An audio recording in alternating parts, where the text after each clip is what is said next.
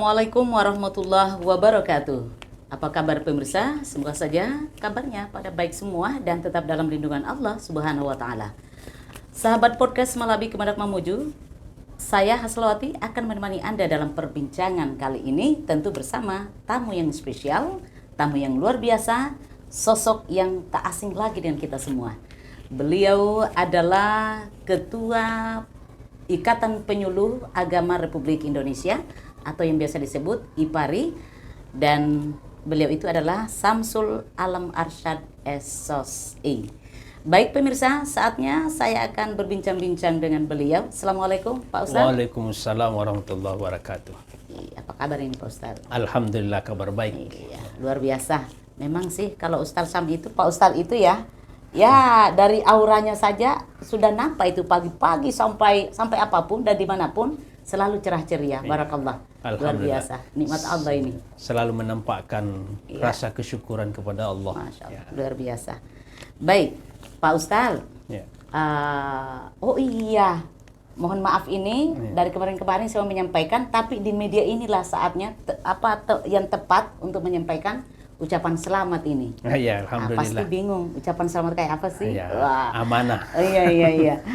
Ustaz, selamat atas terpilihnya sebagai Ketua IPARI Kabupaten Mamuju. Ya, alhamdulillah.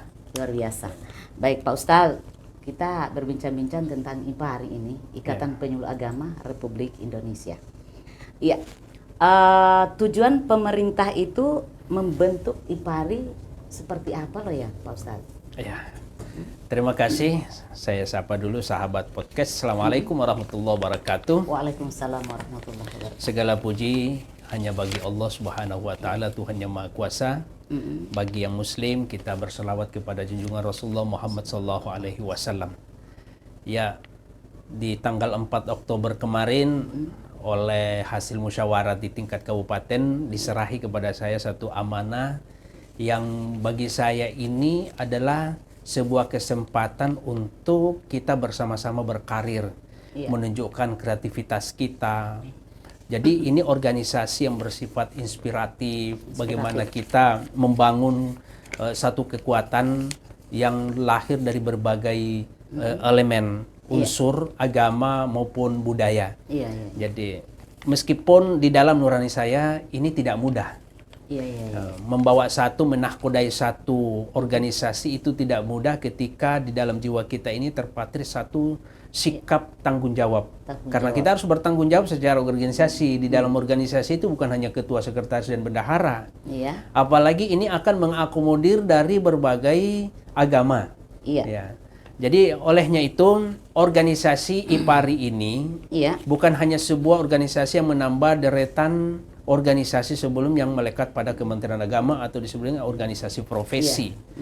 Tetapi organisasi ini oleh pemerintah kita melalui Kementerian Agama, dalam hal ini Direktur Jenderal Penerangan Agama Islam dan Direktur Bimbingan Masyarakat Islam, melihat bahwa negara Republik Indonesia ini begitu luas, dari Sabang sampai Merauke lebih dari 17 pulau, untuk membangun budaya, membangun agama dalam kebersamaan, dalam kebinekaan ini tidak mudah. Maka membutuhkan kekuatan sayap-sayap, jari manis, jari jemari, kaki-kaki untuk menopang supaya program pemerintah ini bisa berjalan dengan baik dan sukses. Karena ini negara yang besar dan kita tidak satu daratan loh. Tadi lebih dari 17.000 pulau. Hamparan luasnya begitu luas dengan kekayaannya. Maka pemerintah kita melalui Kementerian Agama berinisiatif untuk membangun satu organisasi, membentuk satu organisasi yang di mana organisasi ini juga merupakan tindak lanjut dari Permen Pan RB tahun nomor 9 tahun 2023 itu terdapat pada pasal 54 dan Permen Pan RB juga nomor 1 tahun 2023 itu pasal 50 di mana jabatan fungsional itu wajib memiliki organisasi, ini ayat satunya, memiliki organisasi profesi profesi. Ya. Iya. Kemudian setiap penyuluh agama wajib menjadi anggota profesi itu. Oh iya. Semua penyuluh agama. Semua penyuluh agama. Jadi baik PNS, non PNS, P3K yang baru terbentuk kan. Iya. Kemudian seluruh unsur agama wajib masuk di dalam Oh, situ. iya. IPARI ini mengakomodir seluruh unsur agama. Agama Islam, Buddha, Hindu, kemudian agama Kristen Katolik. Ya. Semua. Dalam pembentukannya itu berbunyi di ayat 3. Ayat 3. Yang dimaksud di ayat 1 itu pembentukannya difasilitasi oleh instansi pembina. Oh iya. Kalau di wilayah itu adalah kantor wilayah Kementerian Agama. Iya. Kalau di kabupaten kantor Kementerian Agama. Jadi instansi pembina kita ini kan ada kepala kantor, ada TU dan ada kepala seksi. Iya. Jadi wajib untuk memfasilitasi supaya terbentuk organisasi ini. Iya. Nah, jadi salah satu tujuan dari pemerintah kita ini terbentuknya IPARI ini sebagai sebuah kekuatan bangsa. Kekuatan bangsa. Wah. Karena ketika bangsa ini hanya berjalan sesuai dengan hanya berjalan dengan pemerintahan saja tanpa dengan anak-anak organisasi yang menjadi tiang penopang, maka tentunya ini akan menjadi kendala buat pemerintah membangun bangsa dan negara. Yang kedua, IPARI ini akan mengakomodir sesuai dengan anggaran dasar di bab 3 dari pasal 4 sampai pasal ke-6. Di pasal 4 itu berbunyi tentang tugas. Jadi salah satu tugas daripada IPARI ini adalah membentuk kode etik, menyusun kode etik dan perilaku profesi penyuluh agama. Iya, kode etik ya. Kode etik. Yang kedua adalah menjadi advokasi dan konsultasi, konsultatif dia. Advokatif dan konsultatif. Kemudian menjadi aspiratif. Aspiratif. Jadi ada beberapa ayat yang disebutkan, ada 4 ayat di situ. Jadi itu inti yang saya sampaikan. Fungsinya adalah dia bersifat berfungsi menjadi informatif, aspiratif, advokatif, kemudian konsultatif. Dan beberapa fungsi-fungsi lainnya bersifat sosial. Jadi saya kira itu bagian daripada maksud dan tujuan oleh pemerintah kita melalui Kementerian Agama yang ditindaklanjuti oleh Direktur Jenderal Agama Islam, penerangan agama Islam dan bimbingan masyarakat Islam. Iya. Baik, Pak Ustadz, seperti yang Pak Ustadz sudah sampaikan bahwa IPARI itu memiliki tugas dan fungsi. Nah, kira-kira yang tercantum di IPARI ini ya, semua penyuluh yang ada di dalam apa sudah menjalankan tugas itu, Pak Ustadz? Secara aturan dalam anggaran dasar dan anggaran rumah tangga ini sebagian sudah terlaksana. Sebagian sudah terlaksana. Tetapi terbentuknya organisasi IPARI ini sebagai sebuah kekuatan baru untuk menguatkan program-program dan aturan-aturan yang sudah ada sebelumnya. Jadi terlaksana di Pokjalu ya? Dia terlaksana di Pokjalu. Jadi kalau Pokjalu kemarin ini yang lebih bersifat teknis, kita ini lebih besar lagi. IPARI ini lebih besar lagi. Secara umumnya itu bahkan dia bersifat aspiratif. Hal-hal yang menjadi sebuah kebutuhan teman rekan-rekan penyuluh itu akan melalui lembaga organisasi IPARI ini untuk disampaikan kepada instansi pembina. Termasuk dari program-program tentunya membutuhkan pembiayaan anggaran. Maka lahirlah dari kabupaten provinsi untuk diusulkan ke pusat supaya mendapatkan perhatian. Supaya organisasi ini tidak hanya sekedar sebagai sebuah organisasi nama yang saja tidak memiliki fungsi terhadap dampak terhadap kemajuan bangsa dan negara ini. Iya. Luar biasa ini Pak Ustadz. Pak Ustadz, satu lagi nih. Terus peranan penyuluh itu dalam membangun seluruh sektor dan bernegara itu seperti apa loh ya Pak Ustadz? Alhamdulillah pemerintah kita, saya melihat ini semakin memberikan perhatian khusus kepada penyuluh dengan melibatkan seluruh sektor pembangunan ekonomi, sosial, politik. Ini secara praktis kita tidak, tetapi mengedukasi penyuluh itu secara melalui pendekatan politik itu penting. Dan itu sudah dialami dan dilakoni oleh para penyuluh. Dengan selalu menciptakan suasana kedamaian, kemudian mensosialisasikan bagaimana satu pendidikan politik itu Iya. tidak menimbulkan keonaran, tidak menimbulkan perpecahan. Jadi pekerjaan kita ini tidak secara parsial, tetapi secara kolektif. Jadi bagaimana membangun ekonomi? Penyuluh ini kemarin ada satu program yang diluncurkan oleh pemerintah kita, pembangunan ekonomi umat. Ini kan pemberdayaan ekonomi umat. Termasuk saya salah satunya adalah pendamping, melibatkan seluruh penyuluh untuk menjadi pendamping. Alhamdulillah, fakta di lapangan peningkatannya sangat signifikan bagi pelaku ekonomi. Luar biasa. Yang tadinya hanya kontrak-kontrak, kemudian kontrakannya lebih besar lagi, bahkan sudah memiliki ruko. Alhamdulillah. Wah, ini pengembangan. Iya. Kemajuan seperti ini, pemerintah sebenarnya tanpa kita sadari ini para penyuluh harus banyak bersyukur. Karena pemerintah kita ini tidak hanya melihat dari sisi satu sektor saja. Baik Pak Ustadz, saya lagi tertarik dengan IPARI ini, apa yang Pak Ustadz sudah sampaikan, bahwa IPARI itu sifatnya dia umum.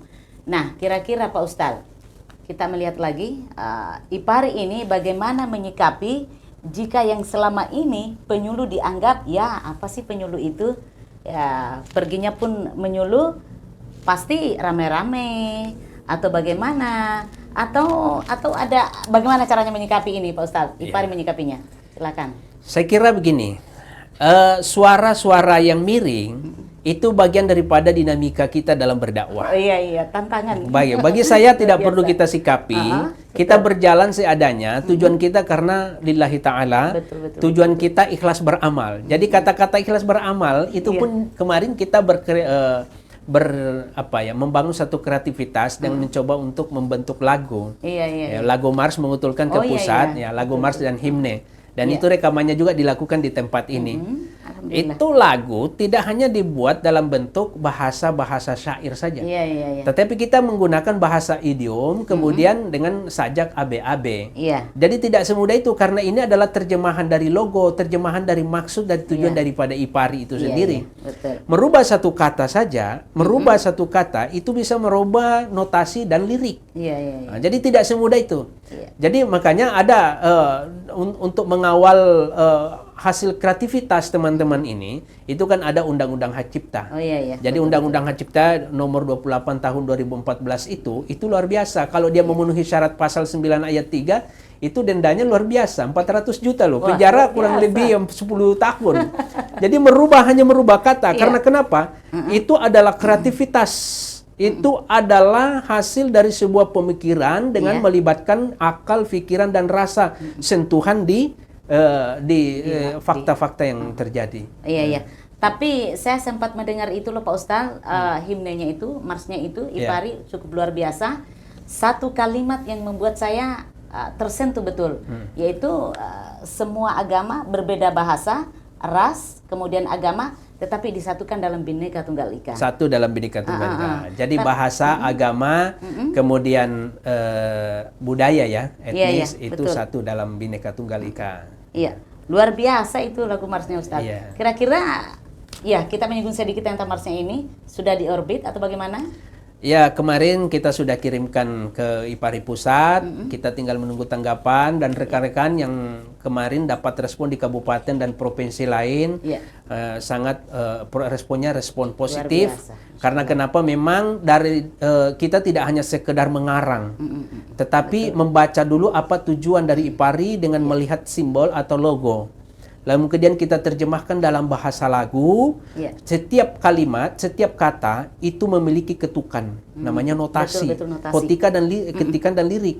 Nah, kemudian kita ciptakan lirik tersendiri, tidak mengikuti lirik dan nada lain. Karena itu ada Undang-Undang Hak Cipta yang saya katakan tadi. Kita takut loh IPARI nanti di penjara minta didenda. Anggaran kita sampai hari ini untuk IPARI Mamuju masih nonsen, 0 rupiah. Terus kalau kita menggunakan lirik dan notasi orang itu bisa dapatkan denda. Betul. Baik, yang terakhir Ustaz, selaku Ketua IPARI, kira-kira apa pesannya buat para penyuluh ini untuk ke depan nantinya? Harapan saya, karena ini saya sangat bergembira karena sudah kita menyatu dalam satu wadah. Itu berbeda-beda suku, agama di sini.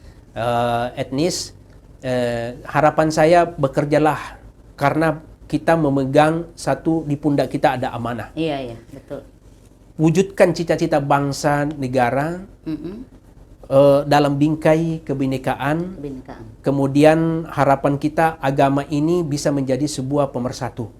Beragama. Nah, jadi konsep moderasi beragama ini perlu kita tingkatkan, kita pelihara sehingga penyuluh ini nampak peranannya. Iya, iya. Jadi penyuluh itu bukan hanya sekedar datang ke majelis taklim, bawa absen, buat laporan. Datang, duduk, diam, pulang. Itu Pulang apa gitu. ya? Bukan harapan bangsa seperti itu. Betul. Tapi bagaimana konsep-konsep ini kita bisa kembangkan dengan mempersatukan seluruh umat. Iya. Kita belajar dari negara-negara lain yang sampai hari ini konflik belum terselesaikan. Betul. Dan kita punya sejarah yang kelam. Kita punya sejarah yang menyakitkan. Begitu kita bisa bersatu, alhamdulillah membangun sebuah kekuatan. Disinilah wadahnya, tempatnya harapan saya. Mari kita bersama-sama memikul rumah Ipari ini untuk menjadi rumah yang baik. Iya. Sedikit Ustaz, saya pengen meluruskan yang tadinya sih penyuluh bukan hanya datang ke majelis membawa absen, tapi alhamdulillah penyuluh Kementerian Agama Mamuju Pak Ustaz semua berbuat untuk bangsa. Alhamdulillah. Jadi satu hal yang perlu kita ketahui dari kerjasama kita ini sama-sama penyuluh agama di Kabupaten Mamuju ini luar biasa. Bukan hanya absen, bukan hanya laporan, tetapi sudah banyak hal yang kita lakukan. Membangun mitra kerja, bekerja sama dengan rutan, lapas, lapas perempuan itu tidak mudah. Kita meramai-ramai ke sana itu bukan hanya untuk menggugurkan kewajiban. Hasilnya bagaimana? Kita sejak 2014 kita sudah punya 4 angkatan di rutan itu mengkhatamkan Al-Quran, khataman Al-Quran. Sudah yang ketiga kalinya. Keempat. Dari 2014. Dari orang yang tidak betul. bisa membaca Al-Quran, kita alhamdulillah dengan program itu. RRI kita perluas lagi. Dengan hadirnya podcast juga ini adalah sebuah wadah untuk kita mengembangkan kita punya kreativitas. Dan itu kita sudah lakukan alhamdulillah. Kalaupun ada bahasa-bahasa di luar, bahasa-bahasa Sumbang, saya katakan tadi bahasa miring ini itu satu perlu yang kita pegangi rekan-rekan penyuluh. Di mana ada Nabi Muhammad SAW, di mana ada Nabi Isa alaihissalam, di mana ada para nabi, di situ ada Fir'aun, di situ ada Raja Namrud, di situ ada Abu Jahal, di situ Abu Lahab. Tantangan dakwah itu semakin besar, tidak perlu kita memperdulikan ungkapan-ungkapan yang bisa menyakitkan. Teruslah berjalan seperti burung yang terbang, burung terbang elang, burung gagak yang terus mengganggu, tetapi burung elang tidak peduli, terus terbang ke atas. Akhirnya burung elang, burung gagak itu jatuh sendiri dengan sifat keburukannya itu. Ya, saya kira itu. Ustaz, seperti halnya dengan orang bijak selalu mengatakan, anjing menggonggong, kafilah berlalu. Ya, harusnya seperti itulah penyuluh kitanya. Ya, pokoknya berbuat saja dengan ikhlas beramal karena ingin memperoleh ridho Allah, bukan memperoleh prestasi dengan lembaran akademik atau lembaran sertifikat itu, bukan. Iya. Baik, Pak Ustaz. Wah, panjang lebar perbincangan kita untuk kali ini dan semoga bermanfaat. Dan harapan saya selaku hostnya ini selalu menanti kesediaan Pak Ustadz untuk hadir di studio kami berbagi ilmu untuk di tema yang lain. Insya Allah, amin. Jangan ada kejenuhan ya Pak Ustadz bertamu ke studio. Selama dakwah dan kebaikan tidak ada titik kejenuhan yang kita. Iya, alhamdulillah. Iya, terima kasih atas kehadirannya di studio Pak Ustadz. Insya Allah. Makasih. Baik, pemirsa, demikianlah bincang-bincang kami bersama Ketua Ikatan Penyuluh Agama Republik Indonesia Kabupaten Mamuju, Samsul Alam Arsyad SOSI. Dan pemirsa, saatnya saya Selawati akan tarik diri dari hadapan Anda. Salam pisah. Wassalamualaikum warahmatullahi wabarakatuh. Waalaikumsalam warahmatullahi wabarakatuh.